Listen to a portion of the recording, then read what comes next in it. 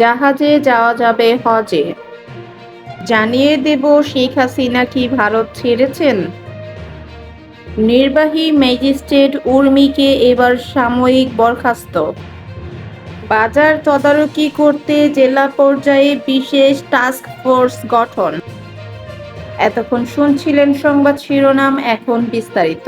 তার আগে অনুরোধ রইল চ্যানেলটি সাবস্ক্রাইব করে পাশে থাকা বেল বাটনটি বাজিয়ে দেওয়ার। জাহাজে যাওয়া যাবে হজে, বাংলাদেশ থেকে সমুদ্র পথে হজ যাত্রী পাঠানোর প্রস্তাবে সম্মতি দিয়েছে সৌদি সরকার।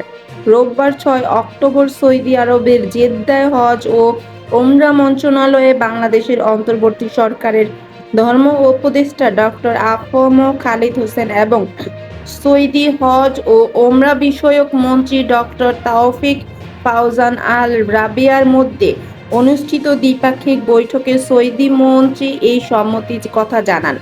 সমুদ্র পথে হজযাত্রী প্রেরণের বিষয়ে ধর্ম উপদেষ্টার প্রস্তাবে সৌদি হজ ও ওমরা বিষয়ক মন্ত্রী জানান, সমুদ্র পথে বাংলাদেশ থেকে হজযাত্রী পাঠানোর বিষয়ে সৌদি সরকারের কোনো আপত্তি নেই, তবে বন্দর কর্তৃপক্ষের সঙ্গে আলোচনার প্রয়োজন আছে। এই বিষয়ে বাংলাদেশ সরকারকেও জাহাজ কোম্পানির সঙ্গে আলোচনা করে চূড়ান্ত সিদ্ধান্ত নিতে হবে। উল্লেখ্য, এ বছর পরীক্ষামূলক পানিপথে জাহাজ যোগে ২-৩ হাজার সহযাত্রী প্রেরণের ব্যাপারে বাংলাদেশ সরকার চিন্তাভাবনা করছে।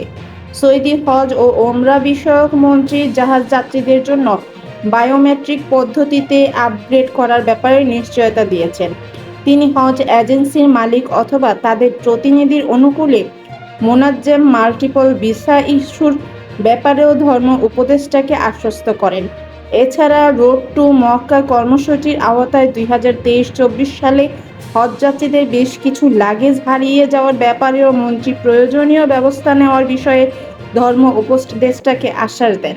চলতি বছর সৌদি হজ ও ওমরা মন্ত্রণালয় থেকে প্রতি এজেন্সিকে কমপক্ষে ২,০০০ হাজি পাঠানোর কোটা নির্ধারণ করা হয়।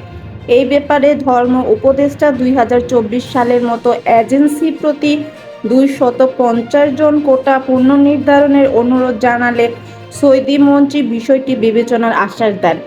এই দ্বিপাক্ষিক বৈঠকে সৌদি হজ ও ওমরা মন্ত্রীকে সহায়তা করেন সে দেশের হজ মন্ত্রণালয়ের আন্তর্জাতিক সহযোগিতা বিষয়ক ডেপুটি মিনিস্টার ডক্টর হাসান আল মানাখেরা এবং হজ ও ওমরা মন্ত্রণালয়ের মহাপরিচালক বদর আল সেলামি। এই সময় ধর্ম সচিব মোহাম্মদ আব্দুল হামিদ জমাদ্দার, হজ অনুবিভাগের অতিরিক্ত সচিব মোহাম্মদ মতিউল ইসলাম রিয়াদে, বাংলাদেশ দূতাবাসের charge d' affaires brigadier Rakibullah জেদ্দায়, বাংলাদেশ কনসুলেটের consul general Mia Mohammad Moinul Kabir, Jeddah হজ মিশনের কাউন্সিলর জহিরুল ইসলাম, হজ কনসাল মোহাম্মদ আসলাম উদ্দিন সহ আরও উপস্থিত ছিলেন অনেকেই। শেখ হাসিনা কি ভারত ছেড়েছেন?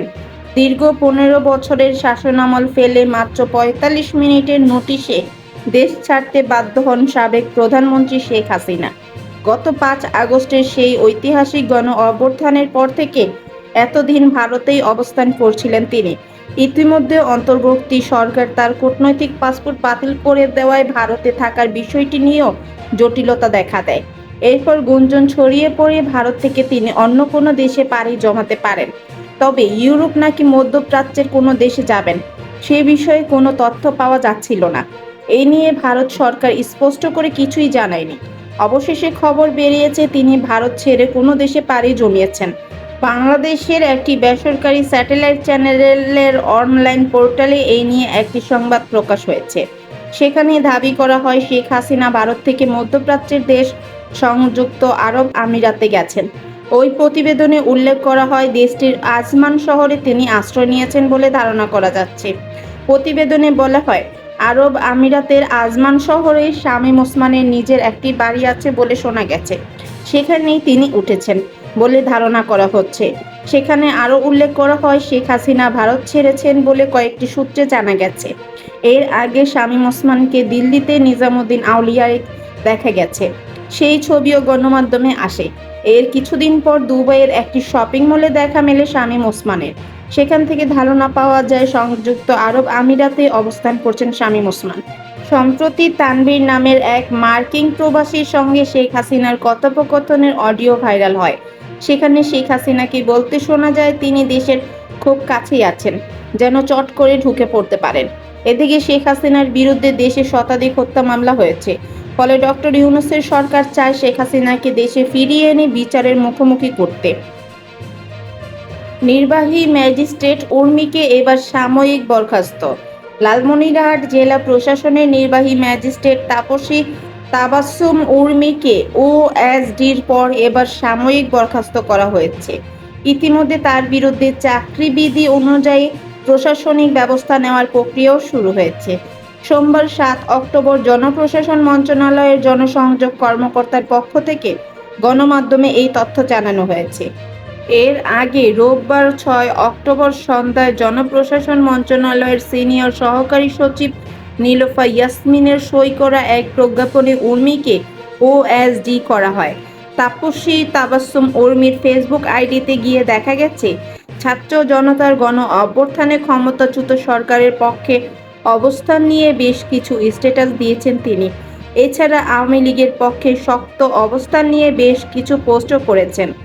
এছাড়া একটি স্ট্যাটাসে উর্মি ছাত্র আন্দোলনের নিহত শহীদ আবু সাঈদকে সন্ত্রাসী আখ্যা দিয়েছেন। বাজার তদারকি করতে জেলা পর্যায়ে বিশেষ টাস্ক ফোর্স গঠন। নিত্য প্রয়োজনীয় দ্রব্য সামগ্রী বাজার পরিস্থিতি ও সরবরাহ চেইন তদারকি এবং পর্যালোচনার জন্য জেলা পর্যায়ে বিশেষ টাস্ক ফোর্স গঠন করা হয়েছে। রোববার ৭ অক্টোবর বাণিজ্য মন্ত্রণালয় এই সংক্রান্ত একটি বিজ্ঞাপন জারি করেছে। প্রজ্ঞাপনে বলা হয়েছে, নিত্য প্রয়োজনীয় দ্রব্য সামগ্রীর বাজার পরিস্থিতি ও সরবরাহ চেইন তদারক ও পর্যালোচনার জন্য জেলা পর্যায়ে একটি বিশেষ টাস্ক ফোর্স গঠন করা হলো। এই টিমে অতিরিক্ত জেলা প্রশাসক, আহ্বায়ক এবং জাতীয় ভোক্তা অধিকার সংরক্ষণ অধিদপ্তরের সহকারী পরিচালক সদস্য সচিব হিসেবে দায়িত্ব পালন করবেন। এছাড়া অতিরিক্ত পুলিশ সুপার, জেলা খাদ্য নিয়ন্ত্রক ও উপযুক্ত প্রতিনিধি, জেলা মৎস্য কর্মকর্তা বা উপযুক্ত প্রতিনিধি, কৃষি বিপণন কর্মকর্তা বা সিনিয়র কৃষি বিপণন কর্মকর্তা, ক্যাবের প্রতিনিধি, জেলা পানি সম্পদ কর্মকর্তা বা উপযুক্ত প্রতিনিধি এবং ২ জন শিক্ষার্থী প্রতিনিধি সদস্য হিসেবে থাকবেন। টাস্ক ফোর্স নিয়মিত বিভিন্ন বাজার, বৃহৎ আড়ত, গোডাউন, কোল্ড স্টোরেজ ও সাপ্লাই চেইনের অন্যান্য স্থানে সরেজমিনে পরিদর্শন করবে এবং নিত্য প্রয়োজনীয় পণ্যের মূল্য যৌক্তিক পর্যায়ে রাখার বিষয়টি তদারকি করবে। টাস্ক ফোর্স উৎপাদন, পাইকারি ও ভোক্তা পর্যায়ের মধ্যে যাতে দামের পার্থক্য ন্যূনতম থাকে তা নিশ্চিত করবে এবং সংশ্লিষ্ট সকল স্টেক হোল্ডারদের সাথে মতবিনিময় সভা করবে।